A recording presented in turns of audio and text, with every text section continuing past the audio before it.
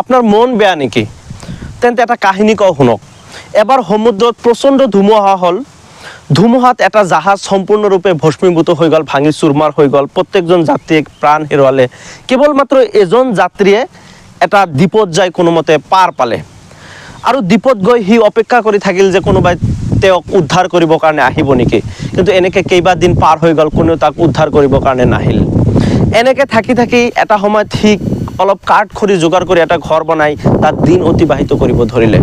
কিন্তু হঠাৎ এদিন তেওঁ যেতিয়া সাগৰত মাছ ধৰিব গৈ উভতি আহিছিল, তেতিয়াই আহি দেখে যে সি যিটো ঘৰ বনাই থাকিব লৈছিল সেই ঘৰটো পুৰি সম্পূৰ্ণৰূপে ভস্মীভূত হৈছে।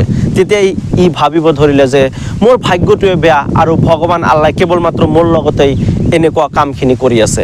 আৰু এই ভাবি সি নিজে আত্মহত্যা কৰাৰ কাৰণে পৰিকল্পনা কৰি সাগৰলৈকে গতি কৰি তাত জাপ দি জঁপিয়াই মৰাৰ কাৰণে চেষ্টা কৰিলে। যেতিয়া সি সাগৰৰ পাৰত গৈ পাইছে, দেখা পালে যে কোনোবা এজন নাবিকে তেওঁৰ ওচৰলৈকে নাও এখন লৈ লাহে লাহে আহি আছে। তেতিয়া সেই নাবিকক সুধিলে যে ভাই আপুনি ক'ৰ পৰা কেনেকৈ আহি আছে?